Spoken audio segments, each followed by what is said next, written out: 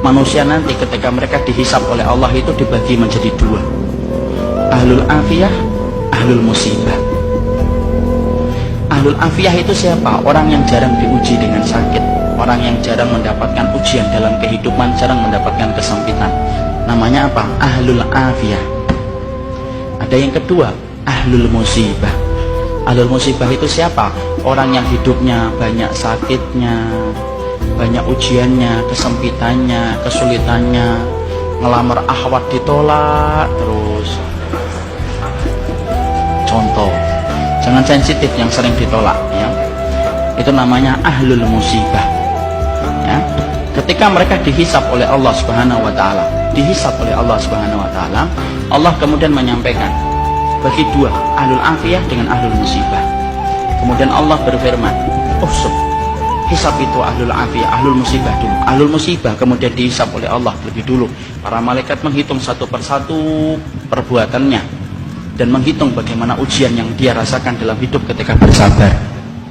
Kemudian para malaikat setelah mendapati semuanya selesai, mereka lapor sama Allah, ya Allah, ahlul musibah tidak tersisa dari dosanya kecuali sedikit, dan mereka mendapatkan pahala yang besar karena mereka bersabar atas segala musibah yang kau berikan dalam kehidupan di dunia. Antum tahu? Allah kemudian berfirman, u'tuhum salasan, kasih mereka 3 perkara, khairan, manzilah, dan afiyah.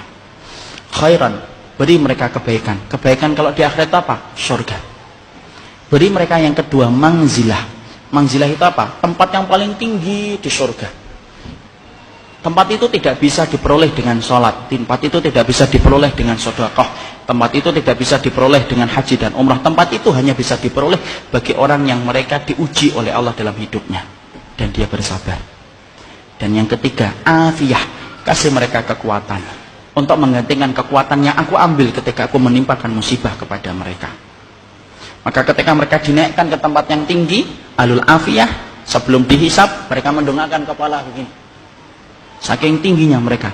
Dan ketika mereka melihat kedudukan ahlul musibah semacam itu, mereka sebelum dihisab berkata kepada Allah, ya Allah, kalau kami ngerti di balik setiap ujian seberat ini Engkau mengganti setiap kesulitan mereka, tolong ya Allah, hidupkan kami lagi, lalu kasih kami ujian, potong-potong daging kami, daging-daging yang kecil, kami sabar untuk merasakan itu sampai mati, supaya kami mendapatkan 3 yang Engkau janjikan kepada ahlul musibah, saudara-saudara kami. Nanti sabar. Orang, akhi, kalau semuanya digampangkan untuk kita, justru kita bingung dari mana kita mendapatkan pahala kesabaran. Saya pernah belajar kesabaran dari ibu saya. Maaf, saya tidak bermaksud mensucikan siapapun di hadapan Allah. Saya punya seorang ibu dengan 2 tanggungan berat selama seumur hidupnya beliau. Kakak pertama saya Down syndrome, cacat mental. Kakak yang kedua saya Down syndrome, cacat mental. Tingkat yang keempat, paling parah. Makan harus disediakan, mandi harus dimandikan, berpakaian harus dipakaiankan. Dan itu dilakukan oleh beliau seumur hidupnya sampai beliau meninggal dunia di hari Senin. Ahadnya sore masih memandikan kakak saya. Malamnya beliau terkena serangan jantung, meninggal dunia di tengah malam. Maka beliau, saya pernah tanya sama beliau, ibu, kenapa ya kita kok dikasih titipan gini? Karena bagaimanapun dulu sebelum saya ke pondok, kadang-kadang saya malu, akhi, bagaimana kemudian harus megang tangan mereka makan. Antum tahu kan, masyarakat Indonesia kalau melihat sesuatu yang gak normal itu kan pandangan mereka nempel terus. Kemudian saya pernah ngomong sama ibu saya, kenapa ya bu kita dikasih ujian gini? Kan saya juga pengen punya kakak yang normal. Ibu saya itu ngomong satu kata, tapi saya ingat betul, nak, kadang-kadang tobat belum tentu nasuha. Kadang-kadang istighfar belum tentu khusyuk ketika kita istighfar. Tapi ketika kamu diuji oleh Allah, kamu sabar saja, maka setiap harinya berguguran dosa-dosa kamu tanpa kamu meminta sama Allah. Orang yang hari ini diberikan ujian, sabar, moga-moga menjadi ahlul musibah, tapi kelak akan mendapatkan pahala terbaik di sisi Allah. Satu saja, ridho terhadap takdir, dan jangan sedikit pun menggugat takdir yang diberikan oleh Allah. Semoga Allah, siapapun akhi, antum apabila punya anak autis, ada yang Down syndrome, maaf ya, jangan merasa malu Saya sampaikan jangan merasa malu. Itu titipan surga, akhi.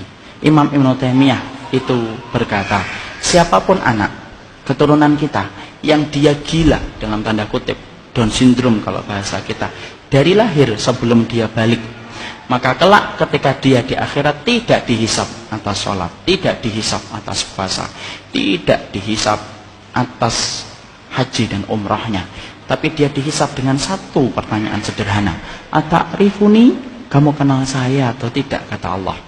Dan kalau mereka kenal, mereka semuanya akan mengatakan, kenal engkau adalah engkau pencipta ya Allah. Maka Allah masukkan mereka ke surga tanpa hisap.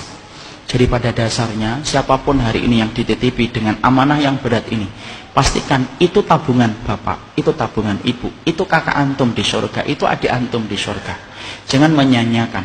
Mereka hanya sebentar di dunia merasakan sakit, tapi balasannya kontan di akhiratnya.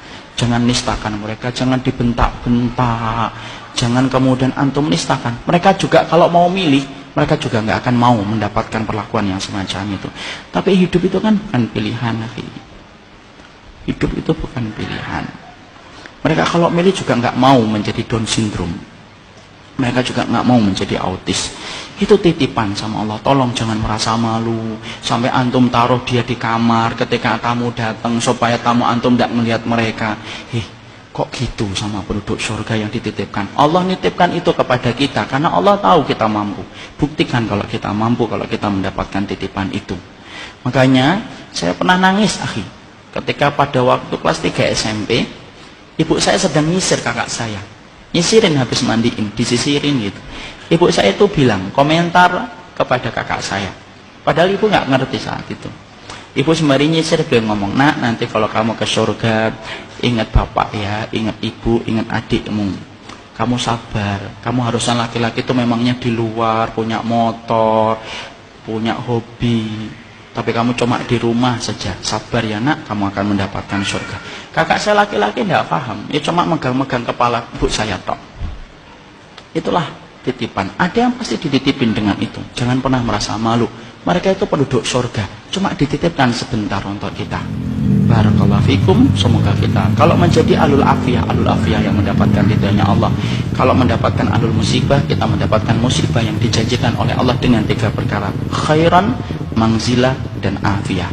Subhanakallahumma wa bihamdika asyhadu an la ilaha illa anta astaghfiruka wa atubu ilaik. Assalamualaikum warahmatullahi wabarakatuh.